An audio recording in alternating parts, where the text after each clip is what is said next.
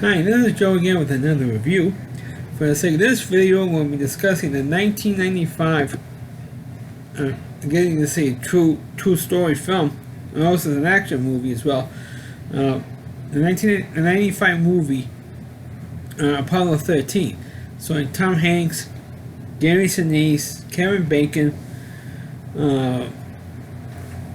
Bill Paxton. I almost forgot his name, Bill Paxton, and Ed Harris.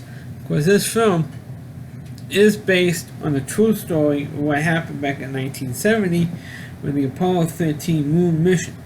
About halfway into the flight, and there was an explosion explosion, I should say, in the oxygen tanks. The oxygen tanks are stored in recirculation of the air.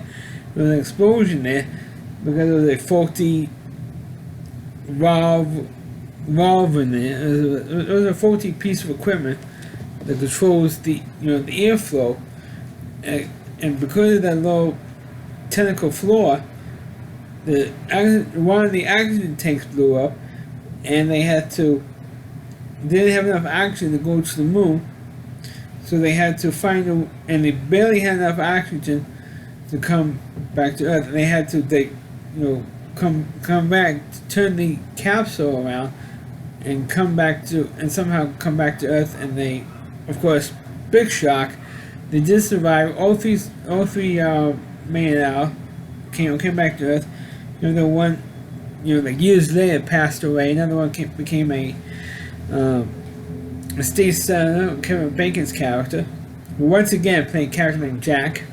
I don't know what Kevin Bacon. It's kind of like he's like another Tony Dancer. Because Tony Danza, always used to play his TV characters, always his name was Tony, because it's too dumb to remember any other name. Same thing with Kevin Bacon. He's a good actor, but he always ends up playing a character named Jack. But anyway, and of course Tom Hanks' character plays Jim Lovell, who was the commander on Apollo 13. He never commanded another capsule or missile to the moon, another moon mission. He never really did, and I think by the end of the 1970s, they pretty much ended the space program to the moon, and no more moon missions anymore. And they haven't had a moon rocket since I think it was like Apollo 18. I think it was that last trip to the moon. That's what happened here, or allegedly went to the moon, because people think it's fake. But anyway, this movie does show, and it is over a 2-hour movie, and about approximately 45 minutes into the film, that's when you had the accident, and the rest of the film they're trying to figure out a way to how to get these guys back to Earth safely. And they're doing all these things to cut the air, to do this, call the systems out, burn the fuel, and they're doing all these crazy things just to find a way back home to Earth. And of course, like I said earlier, they did find a way back to Earth, and it's not. It's like one of those movies where you know what's going to happen. Even in my particular case, I wasn't even born then yet, and I knew that because there's now shows, documentaries and stuff about the Apollo 13 mission to hype, the movie, and they tell you that all 3 guys came home safely. So if you saw any of those documentaries before the movie came out, you know how the movie is going to end. So why go spend your money on a movie where you know exactly what's going to happen in the film? It's not a surprise. You can say that about any movie that's based on a true story, but the problem is how accurate really is the story. Did this person actually say this? Did this person actually say that? Did this person do this? Or the person actually did that? That's the problem with movies that's based on a true story. So how accurate is the movie to the actual incident, or how tense was it? You did feel that tense, especially with NASA trying to figure out how to bring them home. There was some legitimate tension there. and there was legit news coverage and stuff like that. Of course, before the accident happens, there was one particular scene where Jim Lovell was supposed to do a TV broadcast from Apollo 13, and for some reason it was on like maybe 5 minutes, and the networks cut off. Because I guess because this is like, I don't know which particular moon mission this was, if this was the second time, or was the third time, or the fourth time, whatever it was. I guess people were getting tired of it, and the networks decided not to broadcast it. They may show like highlights about it on the news or something, but for showing it like live, it didn't show it, because how many times can you see the same thing? I mean, it's almost kind of like seeing I don't want to make light of it, but it's like saying the 9/11 ceremony. You see when they read the names of the victims. How many times can you see the poor families of these victims crying over their names? I mean, I've been doing it for almost 20 years now, and it's still not going to bring. I mean, I don't want to be mean about it, but it's not going to bring the families back. So it's like saying that. How many times can you see the same thing for like the fourth or fifth time? And how many moon missions this was at that time? And like the third moon mission. I mean, how many times can you see the same thing? So that's why the networks cut it off. Don't forget, there's only 3 networks at the time. There's no cable yet. Well, cable was about to be invented that year, 1970. So it was really not anything to the particular cable network to show this stuff. So people were getting tired of it, and then of course when the explosion happens, then everybody was covering it, and we're worrying about how people are going to come back on Earth. And like I said, if you know what's going to happen, I mean, it's like it's like overdrawn and overhyped with the incident. Of course, when the explosion happens, you have the most iconic line from this movie, which has been quoted for years, which was, "Houston, we have a problem."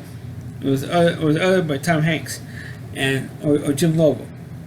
He uttered that line, and so of course that line has been parodied, it's been copied, especially now with the Houston Astros situation in baseball with the cheating scandal. They brought about 25 years since the movie came out, and repeating that line all over again. So, but I mean, in terms of the movie, it is a good movie. It is a good drama, despite the fact of my nitpicking over it. It is a good movie. You do feel the tension in the movie, even though you know when the ending is, and it's the acting, and you do feel confined in the space capsule. And of course, the 3 actors, his character was grounded because he was exposed to measles, but he never really actually developed the measles, so he didn't go on the flight.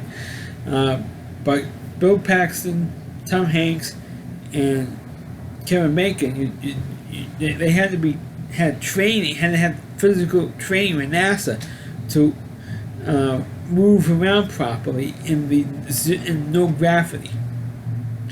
And you do feel confined in that space. And this movie was directed by Ron Howard, and this is the first time in 11 years that Ron Howard directed Tom Hanks' movie. Of course, the first movie they did was Splash, which came out in 1984, and this was 11 years later. And of course, 11 years after that, Ron Howard directed Tom Hanks again in the movie, The Da Vinci Code. So Ron Howard, even though Ron Howard actually started Tom Hanks' movie career, they directed him in Splash, which became a big hit at that time. And for every 11 years, they do another movie together. And even though he did I think about 5 movies altogether. Tom Hanks and Ron Howard. With Ron Howard directing it, and it's like he directed. I think Ron Howard directed Tom Hanks in more movies than anyone. But it was like the second movie they did together. And it's like movie magic with these two, with Tom Hanks and Ron Howard as a production team. And this movie, and of course, it's also the second movie in a row that Tom Hanks starred with Gary Sinise. And of course, they starred the Oscar-winning movie from the year before, Forrest Gump. So you have those two reuniting on screen together, and of course, they were good. Gary Sinise is a good actor. Not the greatest actor in the world, but dependable. But this movie itself, I thought it was good. I thought it was Apollo 13, even though my nitpicking, like I said earlier, I thought it was a good movie, especially those of you who like to know about the early days of the space program before Obama got rid the Muslim we had for 8 years in the White House got rid of it. Got rid of NASA. Pretty much defunded NASA. You see when the early days and all the problems they had with the space program back in 1970, but you can see what the problem was back then. So that's my review of the movie Apollo 13. Please click on the video, please rate it, please subscribe to my channel, please forward this video onto your Facebook pages.